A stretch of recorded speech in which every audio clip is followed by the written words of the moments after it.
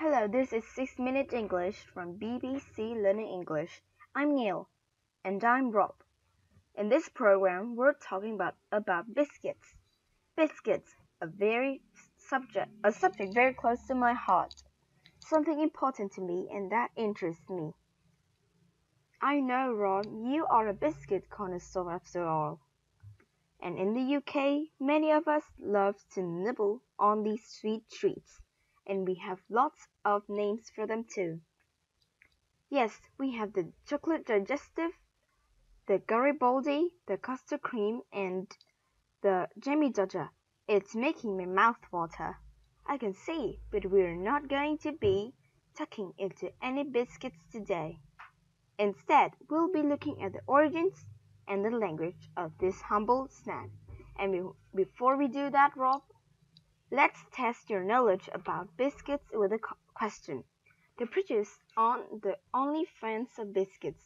So in which country are Baradics traditionally eaten? Is it in A. Syria, B. Morocco, or C. Spain?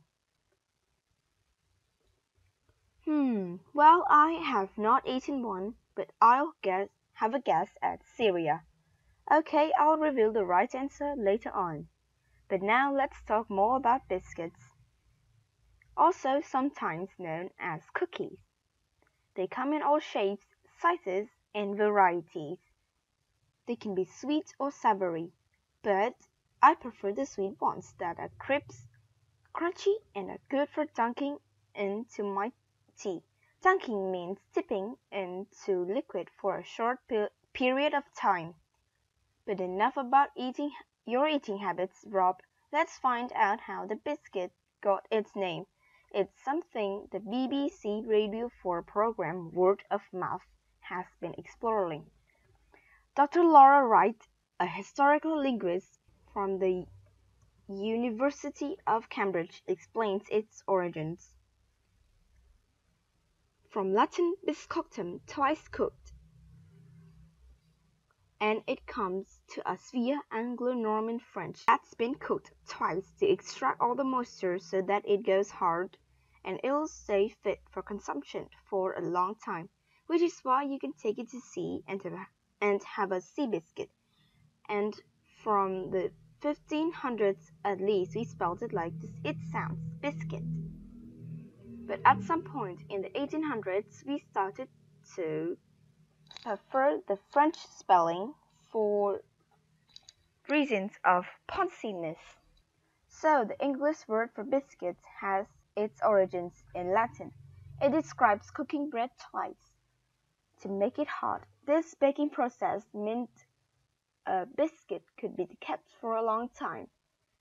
And Dr. Wright said it would stay fit for consumption. Another way of saying edible or able to be eaten. That's why they were taken on long sea voyages, but they weren't like the biscuits we eat now. They were plain, simple, and very hard-baked.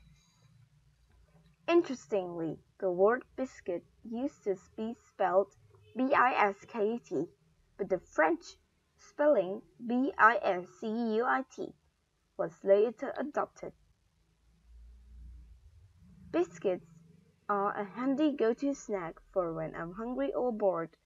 But how did biscuits become such a popular foodstuff, and how did we come to depend on them so much? It's something Natasha Edwards, author of Biscuits and Cookies, A Global History, talked about in the Word of Mouth program. Listen to the words she uses to mean food in her explanation. One key fact in the rise in the popularity of the biscuits is mealtime. Before the Industrial Revolution, people have later breakfast and earlier supper. By the end of the Industrial Revolution, breakfast is much earlier. Evening meal is much later. So you got this big gap of time, needs sustenance, and so lunch comes to greater prominence, and tea time comes to greater prominence, and snacking. So there is great opportunity for biscuits. Something small, something ready, something easy consumable, not expensive, a bit of a sugar rush. Right, so it was the Industrial Revolution that led to the rise, that's the increase, in the popularity of biscuits. Because the time between breakfast and dinner in the evening increased, people got hungry and they needed food to give them energy, what Anastasia called sustenance. So this is when smaller meals, such as lunch or tea, became important or more well known. It had greater prominence, and this included snacking on biscuits. These were cheap and easily consumable, easy and quick to eat, and because of the ingredients, they gave you a sugar rush, a quick blast of energy. Of course, now we eat biscuits at any time, and because of their sugar content, we know to only eat them in moderation, Rob. I think a packet a day is fine, but a whole box, well, that would really take the biscuit. Take the biscuit, good idiom, Rob, to mean be the foolish, annoying, or surprising things to do. But now let's find out the answer to my quiz question. Earlier I asked which country are barazaks traditionally eaten in. And I thought Syria. Was I right? Yes, you were. Well done. You are a smart cookie. Barazaks are biscuits filled with roasted sesame seeds and pistachio chips. They sound delicious. I would love to try some. Okay, well, we've been discussing the language of the biscuits and mentioned some of these words.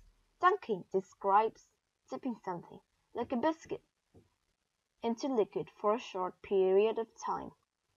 Describing something as being fit for consumption means it is edible, which is another one of our words, and means it can be eaten.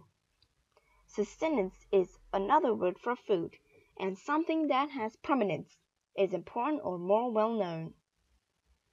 And when you get a sugar rush, you get a quick blast of energy from unsurprisingly being eating something containing lots of sugar. Okay, well, we only get 6 minutes for this program. That's the way the cookie crumbles. So we're out of time. Bye for now. Goodbye.